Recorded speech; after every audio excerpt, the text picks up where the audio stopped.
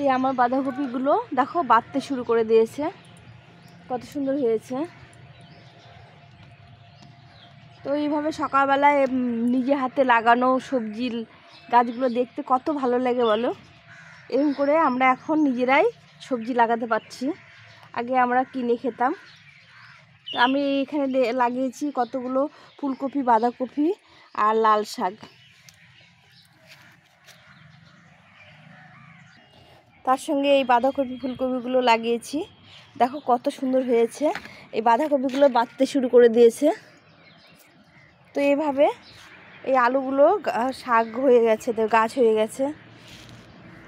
এইভাবে বাড়িতে সবজি লাগালে কি ভালো লাগে বলো। সকালবেলা উঠে মনে হয় কোন গাছে ফুল ধরেছে, কোন গাছে ফল এসছে, কোন গাছের সবজিগুলো বড় হয়ে গেছে, এসব দেখতে খুব ভালো লাগে। তো আজকে আমি এই সবজিগুলো কি করে বড় হচ্ছে খুব দ্রুত, সে একটা লিকুইড সার খাবার দেব তোমাদের সঙ্গে শেয়ার করছি।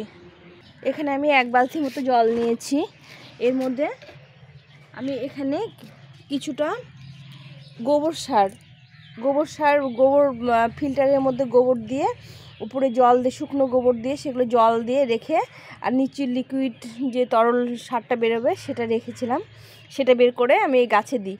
এগুলো গাছে এখন গোড়ায় কোনো মোটা খাবার দেওয়া যাবে না, যার জন্য লিকুইড সারটা খুব ভালো কাজ করে। তো তোমাদের দেখাচ্ছি আমি কিভাবে সারটা তৈরি করি। তো এখানে গোবর সার আমি কিছুটা পরিমাণ, লিকুইড সার কিছুটা পরিমাণ নেব, এই যে এতটা পরিমাণ নেব। তার সঙ্গে এটা সবজি ভেজানো জল, মানে সবজি পচা লিকুইড সার, এইটা নেব কিছুটা, এই যে একই পরিমাণে নেব এটা।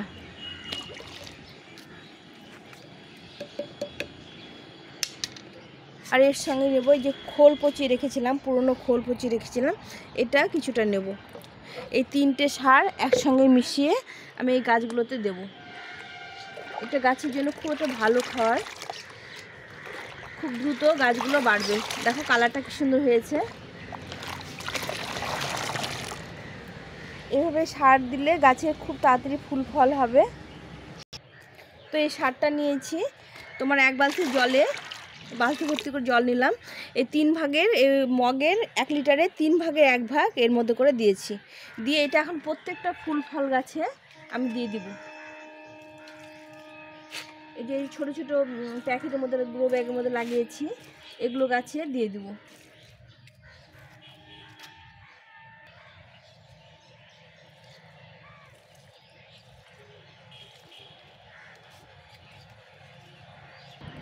এই পালং শাকগুলো, এগুলোতে মাটি দেওয়া যাবে না, এখন মাটি সার দেওয়া যাবে না, যার জন্য লিকুইড সারটা এভাবে 4 সাইড দিয়ে দিয়ে দিব।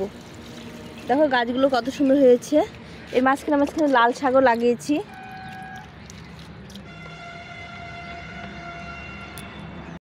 এই বেগুন গাছগুলোতে দিয়ে দিব। এই যে বেগুন গাছগুলো বড় বড় হচ্ছে, এর মধ্যে একটু খাবার না দিলে গাছগুলো বাড়বে না খুব তাড়াতাড়ি। আর মাঝখানে লাল শাক লাগিয়েছি, কিছু রসুন লাগিয়েছি, এই সাইড দিয়ে রসুন লাগিয়েছি, এই দেখো রসুনগুলো আছে, এগুলো লাগিয়েছি। এরপর এই লঙ্কা গাছগুলো, এগুলো সবগুলোতে এই সারটা আমি প্রয়োগ করব।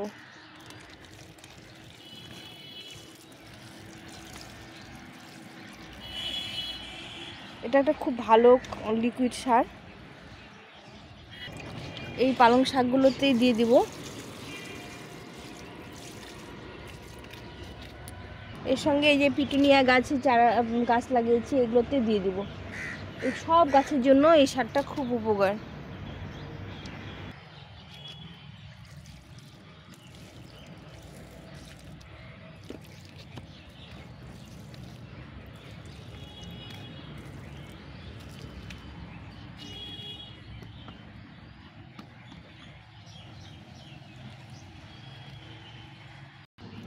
এই যে পেঁয়াজ কলিগুলো দেখো হয়ে গেছে কত বড় বড়, সেদিনই লাগালাম, কত বড় বড় হয়ে গেছে।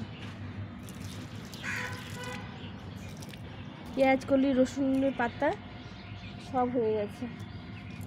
সবসময় শুকনো পাতাগুলো কেটে দিতে হবে, তাহলে গাছ ভালো থাকে। গাছের এনার্জিটা নষ্ট করে দেয় এই শুকনো পাতাগুলো। তো ছেঁড়া গেল না, কেটে দিতে হবে।